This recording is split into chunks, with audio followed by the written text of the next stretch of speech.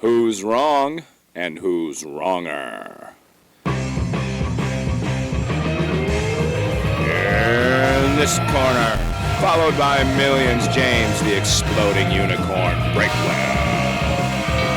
And in that corner, ignored by millions, Steve Dash Rinko Levens.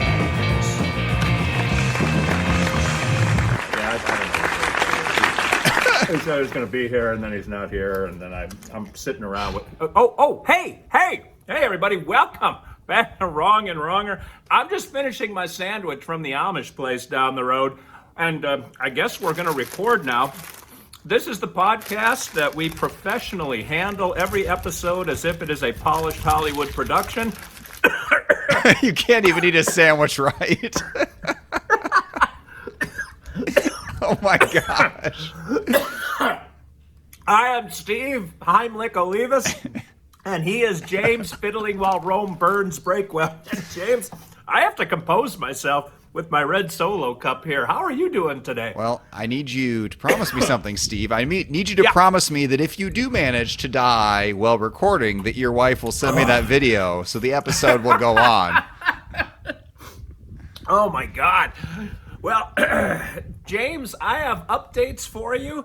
I was curious about your favorite kind of sandwich, now that I have a sandwich that's lodged deep in my windpipe.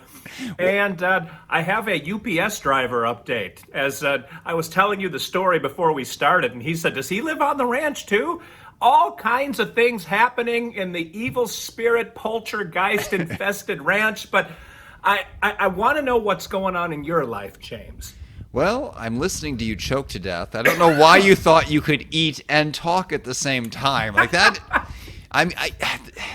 you're not a ventriloquist. You're barely a regular functional human being. I don't know that I would trust you to eat without talking. Just to eat on your own, like that seems dicey. But to eat while talking, you thought you could pull that off. So I guess props to you for big dreams. What I'm doing currently, a minute or two ago, I did threaten to ground my kids for the rest of the summer. The rest of the summer is only 2 days, so they go back to school Thursday. So. What?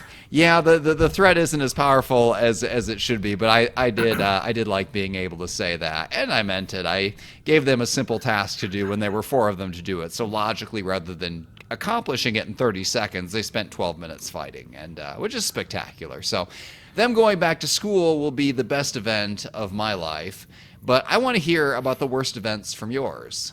Oh, God, James.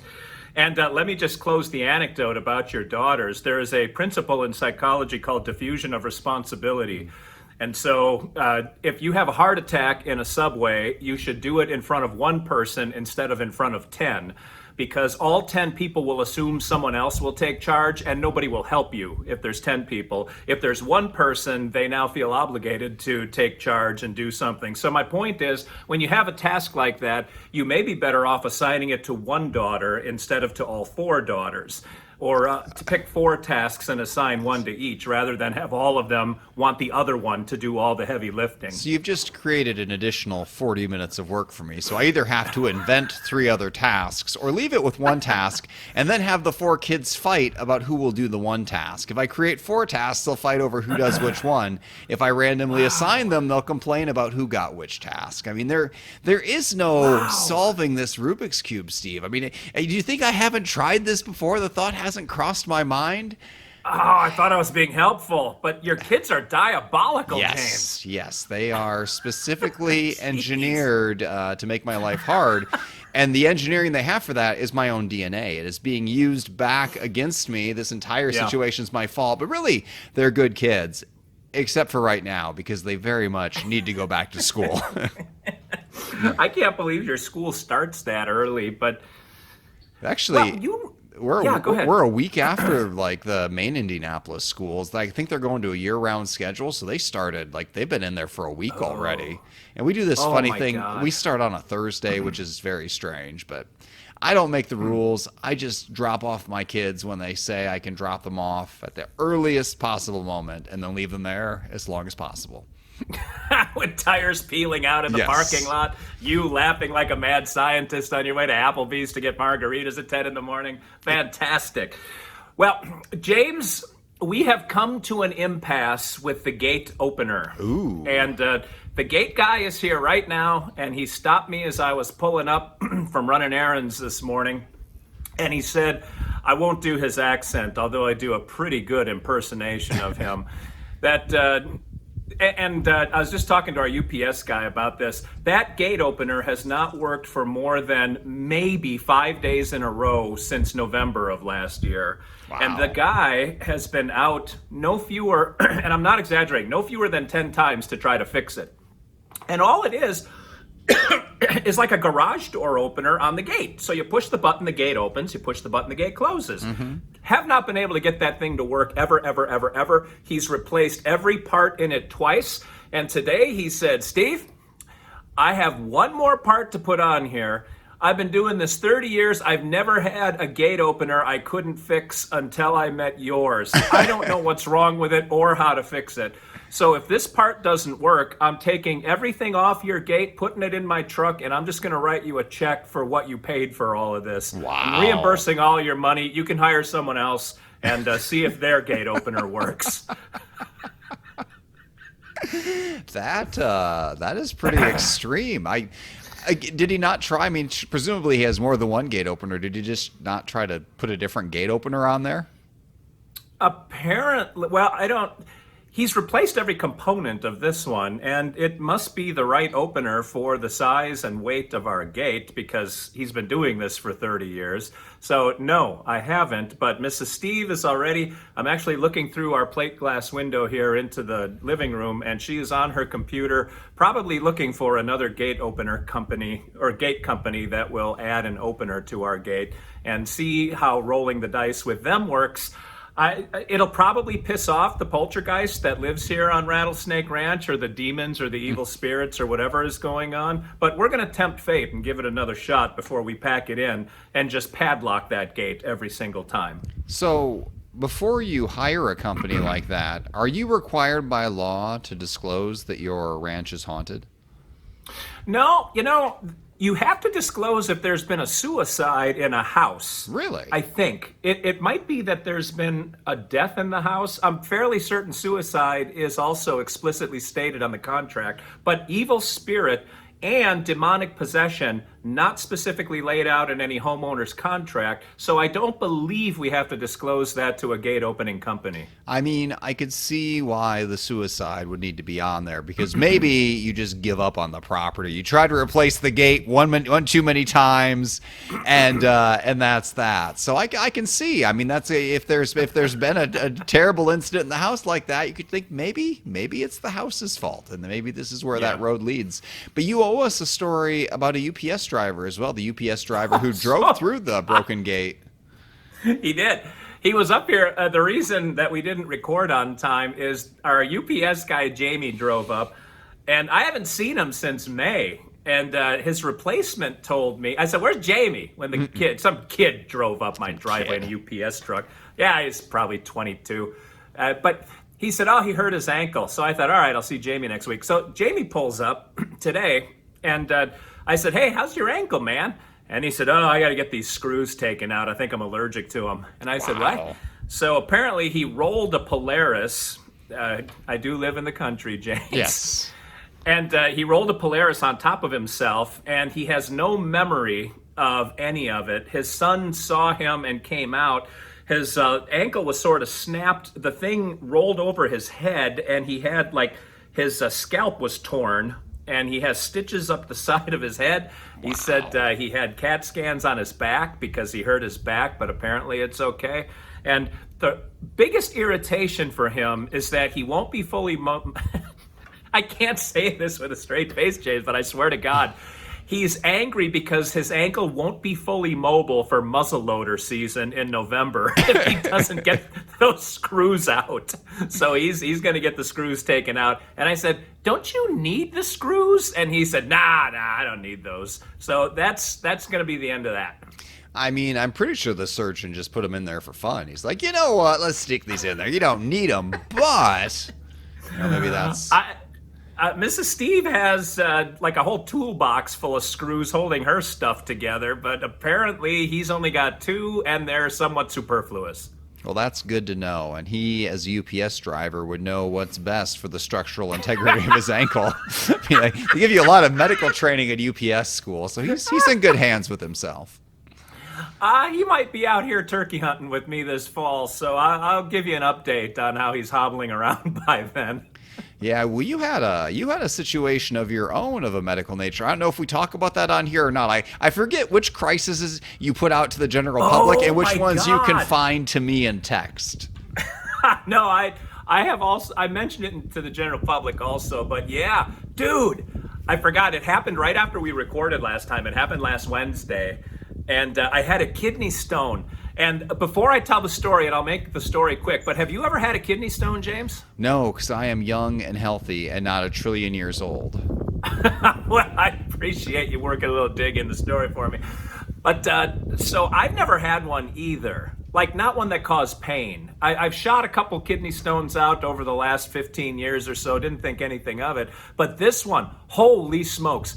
So I was in the middle of recording the audio book for one of my rock stars' books. Mm-hmm. So he was in my office, he was going through the script or the book, and I'm recording, and I'm sitting, and all of a sudden it feels like someone punched me like in the kidney, like the left lower back. It just felt like someone hit me, and I was like, oh my God. So I stood up and I started pacing because there was nothing I could do to ease the pain. I couldn't lean, I couldn't sit. Actually, sitting made it worse. And standing sort of alleviated the pain. And he just muscled right through. He hardly noticed. He just kept reading his stuff. And after about a half an hour of that, the pain went away. And I'm like, whoo, all right, bullet dodged. I don't know what that was, but I don't care anymore. I sat down, and probably 15 minutes later, it came back with teeth. And same thing, I was sweating. I was in so much pain. Wow. And finally I said to him, Sandy, we got to stop. And he was like, what? I said, I'm dying over here. I think I have a kidney stone. And he went, oh, okay. And then he went and peed because he's smug that way. And we bid each other adieu, and he left. And I curled up on my office floor, and I literally, man, I could not find any position that took that pain away. It was so intense. And I texted Mrs. Steve and I said, I don't think I can drive, but I got to cancel all my patients today because I literally cannot sit. I'm sort of stuck here. And she said, well, I'm going to come get you. And of course, I live like an hour and 5 minutes from my house, or I work an hour and 5 minutes. I'm like, you can't get here very fast. And she said, I'm on my way, and I'm bringing drugs. And I said, I don't need any drugs. So 5 minutes later, I texted her an expletive and then said, bring the drugs. She got there with my son because someone had to drive my car home. And she gave me a giant pill and said, take half of it. And I said, that's for pussies. And I took the whole thing. And that was almost the last thing I remember for the rest of the night. But eventually it just went away. And then the next day, speaking of muzzle loaders and musket fire, I don't want to hear there the was end of like this. I felt a little bit of pressure building, and then pow, this rock, and I called it the Rock of Gibraltar, came out. And my proudest moment was, or the proudest part of this for me was there was no blood. So apparently I was able to birth this sucker, and that filled me with just a little bit of masculine pride, James Breakwell. Oh, I'm so afraid to ask follow-up questions. Like, are you okay? Yeah, I'm 100%. I'm good as new. Why do you keep making these kidney stones? What poor life choice have you made that's led to this moment? I don't know what causes them, but I will say two things. One, Mrs. Steve goes to the emergency room roughly once every 2 to 3 years with a kidney stone. Oh, man. And she goes for the good drugs. And the number two is I have been dehydrating a lot lately because I've been out on the BAM and it's 100 degrees and I don't bring water, and I just kind of think, well, I'll drink when I drink. But I'm not going to do that anymore because I wonder if my kidneys are sort of grinding gears looking for fluids, and without them, whatever is supposed to wash through ends up staying static and then building into these damn rocks. Yeah, that's terrifying. But have you considered that one cause of kidney stones is poltergeist? Definitely the painful type, except it happened at the office rather than at the house. Oh, Had it happened at the house, the gate opener would have malfunctioned to the point that the gate wouldn't have opened. And so the ambulance would have been stuck down there and I'd have been stuck up here. And then Life Flight would have come in and gotten tangled in some high tension power wires and exploded. And eventually I would have died. You know what? I am going to regret this question for the rest of my life. I can't wait now. How big was the rock? I didn't take a tape measure to it, but it was, let's see. Trying to think of something that is roughly equivalent in size. If you cut the tip off of a jalapeno pepper, that was about the size. Like it was sort of oblong, which probably helped its rifling. And but it was long, like like a mini ball just fired out of there. Yeah. Have some spiral to it. Yeah. Well, I got the urethra rifled when we had the surgery a few years ago. Just shattering your toilet. Well, I could shoot a perfect spiral with a Nerf ball out of it right now, James. Oh, okay. A Nerf football, yeah. So, we are done with this topic forever.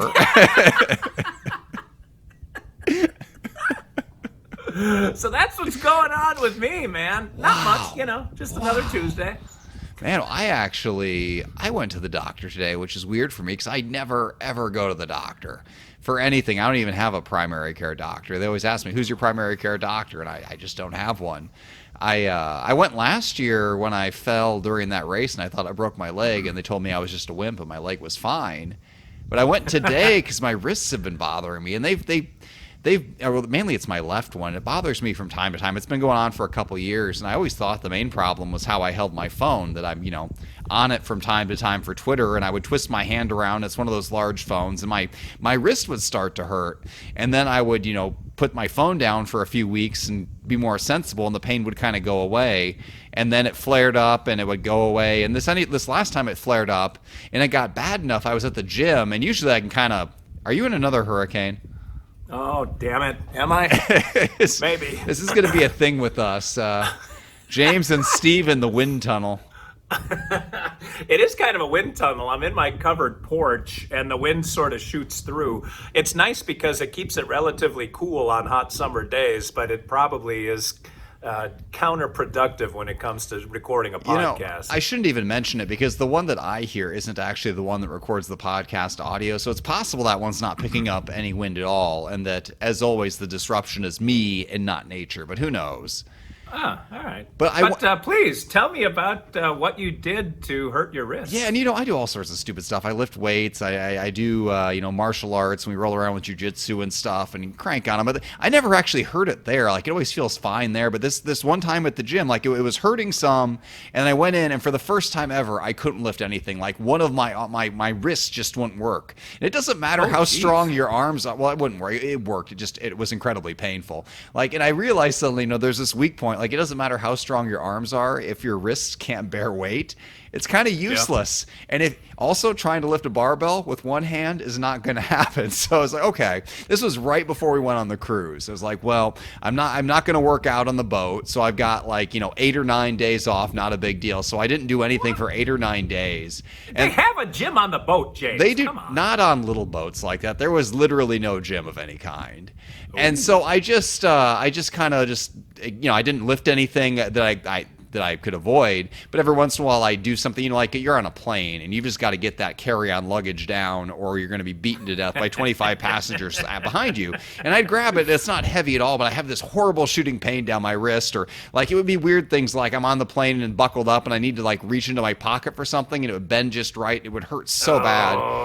And finally, it gradually got a little better, but it was still sharp if I bent it just right. And finally, my wife got tired of hearing me complain. She's like, "You're going to go to the doctor." I was like, I'm obviously my plan for anything is to ignore it until it either goes away or I die. But she I'm insists, still here, yeah, by the way. yeah. See, it worked for you. So I scheduled an appointment with the orthopedic guy we go to for all my kids when they break a leg or an arm every other week. The one where they just recognize us right you away. by first name. And I went in there this time, and he said, you basically expected me to trot out a child. It's like, no, I'm here for me this time. And I went back there, and so my two fears in order at the doctor is that there's nothing wrong and that there's something wrong. Because honestly, going to the doctor and then telling you, so by the way, there's nothing wrong with you. You're a hypochondriac. It's in your head, or you're a wimp or something. That's the biggest fear. It's like, oh, there's nothing there. And I went there this time. He's moving it around. He's like, oh no, yeah, there's something. I was like, all right, victory. And I was like, oh wait, now there is actually something wrong. So I think I've got. I have both wrists hurt in the same spot, but for like completely separate reasons. Apparently the right wrist, which usually doesn't hurt, but does right now if I twist it in a certain position. Like, it's perfectly good if I do anything except like stupid motions you wouldn't think of. Like, if I put my hand out flat like this and you hand me something of the lightest weight you can imagine, like the other day it was like an 8-pack of buns. I put that on there and I felt like my wrist was going to snap off. I can't hold weight in that one position. Wow. Apparently the tendon's just inflamed. Not a big deal. I can't go to the gym for 4 to 6 weeks. I got a license to be lazy. Okay, I can deal with that. My other hand, the one that's been hurting me off and on for years, as I twist it around, it hurts in a completely different way. It's like when I make a different bending motion with it, or when I like load it up to like, if I were to push open a door with it and bend it back there, it hurts like on the pinky side down there. He's like, oh yeah, you've got like a tendon issue. It's actually the opposite tendon from the other side. Even though it's on the same spot, there's like a back tendon and a front tendon. I don't know medical terms, so we're just going to go with back and front. So on the one side, the one that's going to get better on its own is like the back tendon. No big deal, just leave it alone. The other one, the front tendon, he's like, yes, you probably need an MRI. You might need surgery. It's like, oh, okay.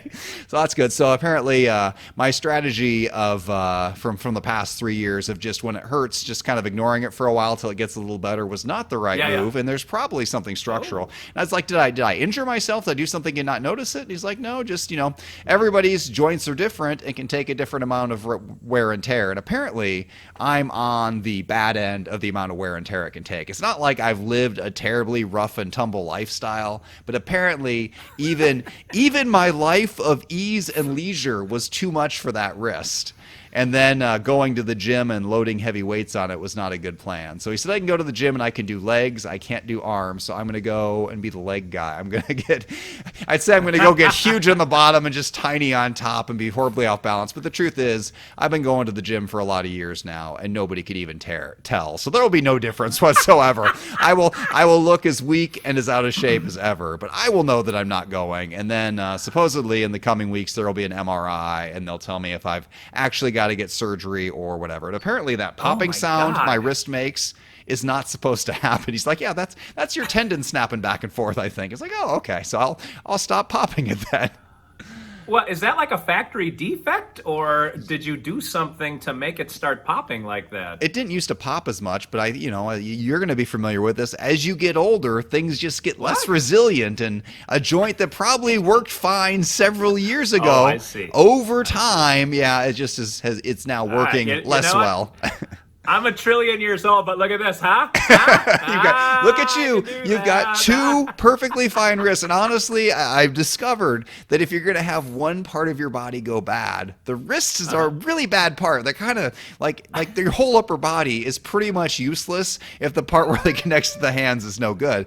Now, I can think of worse. I will say this, though. My other big fear from all of this was that I was going to go in there. And so, first of all, me holding my phone wasn't what was actually hurting it. It just hurt because my wrist was already, bad. It wasn't because I was damaging it. But I did not wreck my hands writing. That's what I thought was going to happen. He's like, well, you're an idiot and you're sitting here typing books and all this, and you did this to yourself. Nothing to do with it. I can still do things that don't hurt. Typing doesn't hurt. So I can I can still keep sending out those newsletters that you never read. So this means nothing to you, but will probably be very exciting for Judy P and a few other people.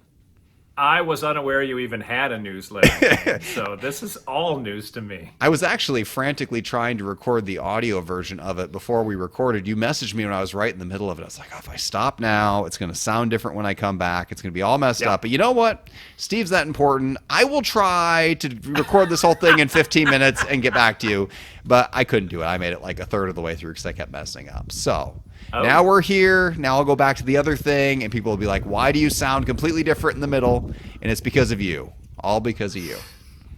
James, before we sign off, and I know it's time to go, but look up a weightlifter named Tom Platz, Platz.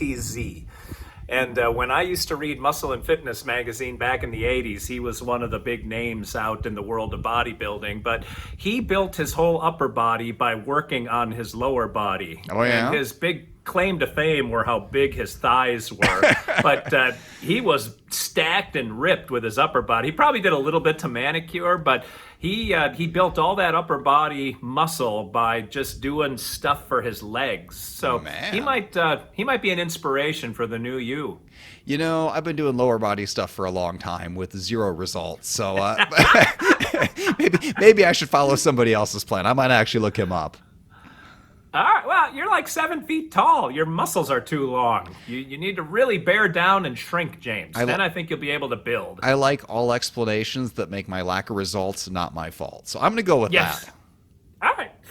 Well, speaking of things that are not anybody's fault, it's not your fault that we have to let you go here. In fact, it's probably to your benefit that we have to let you go here, and thus we shall. So until we meet again, and we will, it is spoken and thus it is so. This is Steve Olivas, Dr. Steve, doing his best Yul Brenner for James, Charlton Heston Breakwell, saying thanks for watching. He doesn't get the reference because he's too young. Thanks for listening and probably not Catholic enough. And as always, remember, 2 wrongs can make a right.